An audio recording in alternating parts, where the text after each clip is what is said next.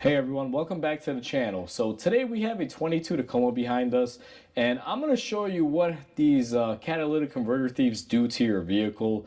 And it's unfortunate because the car behind us got its catalytic converter stolen, and it absolutely sucks. So I want to go over a few key points in this video and try to share some tips that I know and ways to go about fixing this issue that you may not get from your mechanic or local shop because they're going to try to push you into the most expensive option. So I thought I'd show you the damages and go over everything. Now, before we go ahead and begin, if you haven't subscribed to the channel, hit the subscribe button down below and definitely smash the like button because it helps the channel out. And with that said, let's go ahead and get started on today's video. So just to show everyone the damages that have occurred here, so they wound up cutting the catalytic converter. Now this is the front towards the engine. You can see they just took a Sawzall, really nicely just, chopped that off and got the front pipe off. And as we move back on the truck here, you will notice that we have a wire that is hanging out right here. This is where the secondary O2 sensor or oxygen sensor would go to read the levels after the catalytic converter. They just chopped that off, left the connector, so that's another thing besides the catalytic converter that they wound up damaging. And if you come back here, this is just the other tailpipe end where they just chopped everything off to get the rest of the cat off. And all in all, the total piece is pretty big and pretty long, and I'll show you here in a second. But that's just to give you an indication of what they stole and the type of damage they did. Now, this customer actually got really lucky because sometimes these thieves work very, very sloppy. And if you look at this pipe, your transmission lines are right here because it's right next to the transmission. I am actually surprised that they did a clean cut and didn't damage anything else because typically they are just ruthless. They'll just cut anything in the way and just hack it off. So he's lucky that his transmission lines were not damaged. I've seen a few trucks like this when they do steal these trans lines are a little bit closer and they wind up, catching them with their Sawzall or cutting tool, and it winds up causing some damage to the transmission lines. So all in all, even though this catalytic converter got stolen and it absolutely sucks, I mean, it's the worst thing. This truck is basically new. It only has around 7,000 miles on it. At least the damage is somewhat limited. So now that you've seen the damages to the vehicle, hopefully we are understanding what we need. Now this vehicle needs a catalytic converter and it needs a oxygen sensor, the aftercat one at least. That's the one they hacked off. Now if your vehicle is in this situation, you have to assess the damages that they did. Now on this vehicle, we know what we need. There's two parts involved in this. And when it comes down to choosing the parts, when it comes to an oxygen sensor, it's pretty simple, cut and dry. Part stores typically have a bunch of different variety ones. You can choose something that's closer to the OEM. I particularly like using things like Denso or NGK oxygen sensors, or NTK I believe they're called. The manufacturer of them. Those tend to be more than likely the original manufactured ones. So that's what I use for that. However, an oxygen sensor is not really a topic of this particular video. Now, when it comes to catalytic converters, on this specific truck, there's going to be three options. And for most of you out there that are in the situation, you may have all three options viable and present to you. Now, whether you're a mechanic or the shop you're taking it to presents you all three options, I want to make everyone aware that there are typically three ways to go about this. Now, depending on your state, one option or the other option may not be viable. It really varies. I know here in Illinois, you can do one of these three, and as long as you're able to, have minimum requirements, you can pass your emissions testing and everything required for the state. Now, the options that I gave this particular customer, and the options that are widely out there for mostly any car, if it's appropriate, would be a direct replacement from the dealership, an original one, a aftermarket direct fit, which basically is like the original one, but it's made by an aftermarket company, or a cut and weld paste job, as I like to call it, from any muffler shop. Now, here's the thing. The cut and weld muffler shop jobs, those I don't really recommend. They don't last long. You usually get about a year or two out of them. They'll either clog up or rust up, whichever comes first, depending on where you live. And sometimes they may be a hassle when it comes to emissions testing because they have the bare minimum of all of the items that you need in there to clean up exhaust or unburned gases.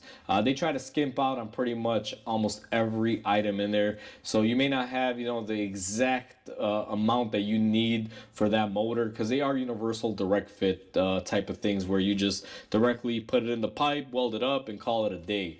Now, those I don't really recommend, although something like that, at least here in Illinois, I know most muffler shops will charge up to like five, maybe $600 for something like that, using those cheaper converters. And those are the cheapest of the cheap, they're universal style. Now, the second option would be to get a direct fit catalytic converter from a trusted manufacturer like Walker or ADP, I believe, if I'm not mistaken. They make quite a few variety of exhaust parts.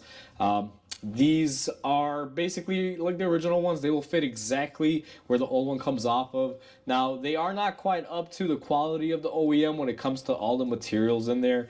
I will say it straight up. Any of the aftermarket equivalencies never match up to how much raw materials are in the original one. That's why the original ones are cut off and targeted the most.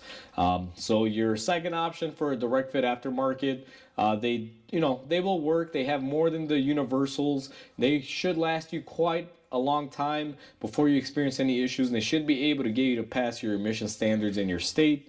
And again, depending on what state you live in, they all have different classifications. You'd have to check with your local state laws.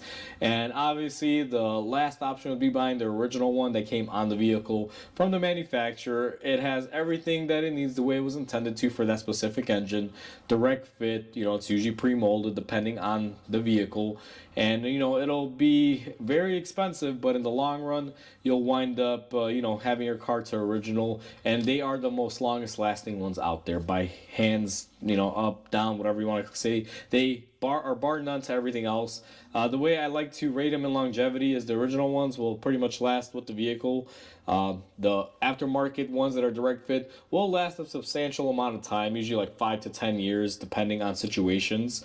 And the universal direct fit, you get a couple years out of them mainly. Now, as far as pricing options, I'm going to use this truck as a pricing option. To get the original one, you're looking at around $1,600 from Toyota plus tax. It's pretty pricey. It'll probably push it up to almost, $1,800 here in Illinois once you get taxes and everything involved in there. That's an expensive item. Or you can go with a direct fit universal, which you wind up saving quite a bit of money. That one usually comes out to, for this vehicle, around $1,000 here in my state. That's where I priced it out. That's where it comes out to be. So it's about $800 cheaper than the original one. And then your aftermarket universal ones, your cut and welds, are probably like $600 in that muffler shop. Now, I don't really do those, so I'm just, giving you a general idea on what they go for around here from what I've seen in the past on other vehicles.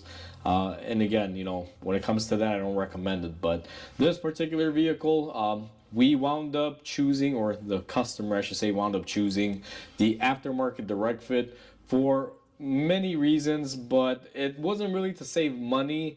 It was mainly to keep the vehicle from being, sabotaged again and stolen. He went with the aftermarket direct fit. And the main reason why is that if you put an original style cat on this thing, more than likely it will be targeted again and it will get stolen.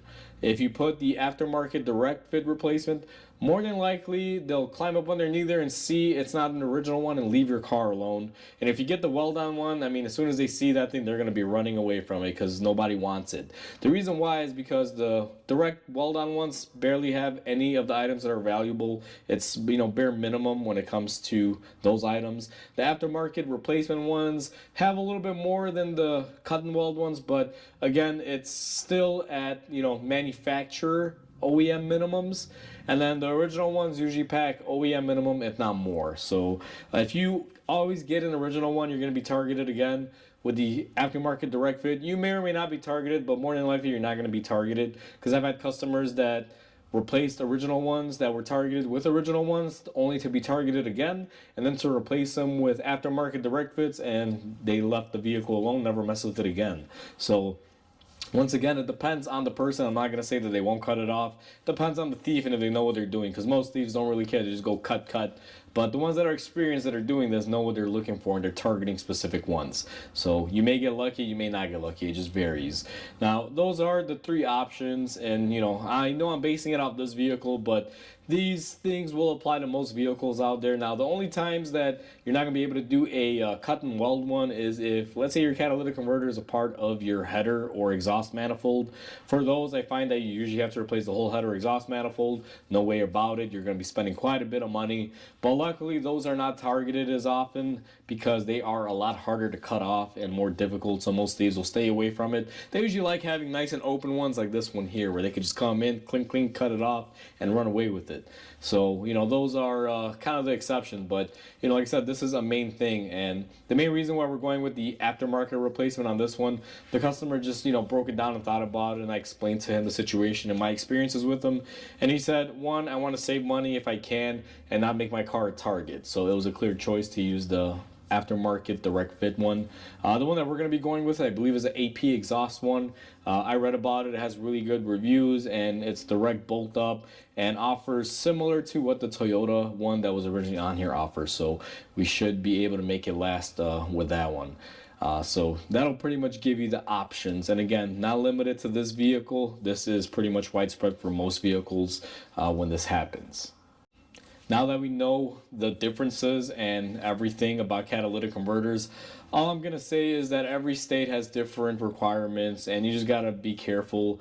And the thing is that not every mechanic is going to be upfront and honest with you and give you all three options. They'll give you the option usually that pads their wallets the most. Some might even rip you off and sell you a original but really have it be an aftermarket. So you got to be very careful. You can't trust too many places when it comes to this, because even the shops sometimes get a little skimpy with it. So you just got to be careful. But if you do your research for your particular vehicle, you should be able to formulate what works best for you. This video, I intended to just serve as a guide if you're in the situation, or, ever fear you might be in it, so you know your options. It'll, kind of give you an idea from a mechanic perspective on what's out there and what you're able to do. So hopefully this video helps everybody out. I hope everyone has a wonderful day, and I'll catch you on the next video. And like always, please comment, like, and subscribe, because it definitely helps the channel grow.